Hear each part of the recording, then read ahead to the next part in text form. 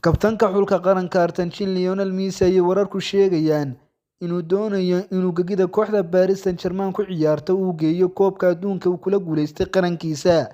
Messi ayaa hogaamiyay Axadii ciyaartii finaalka ahayd ee koobka adduunka, isagoo 2 gool ka dhaliyay ciyaar adag oo Rinko Dayal kaga guul gaadhay oo aad u xiiso badnayd Faransiiska.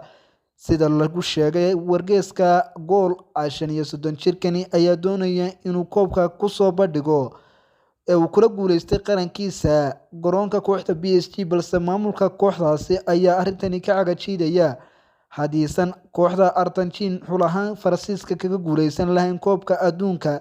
Ma jirtaan sabab ay PSG u diido inuu Messi keeno koobka garoonkeeda, balse haatan ayay cabsi ka qabaan dhibaato kaga timaada jamaahiirtooda.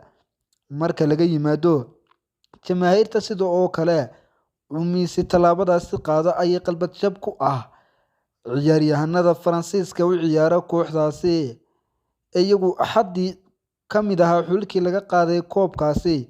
Koob iyo koob la'aanba dib u midowga ciyaaryahanadaasi ee Messi iyo weliba ciyaaryahanada u ciyaara xulka Faransiiska ee isku kooxda yihiin ayaa noqon doona mid aan aad u fiicnayn, gaar ahaan in goolhayaha xulka qaranka Argentine Emiliano Martinez dhowr jeer uu ku maadsaday Mbappe intuu dabaaldegu socday iyadoo uu markhaati ka yahay Messi oo ah kabtanka xulka qarankaasi.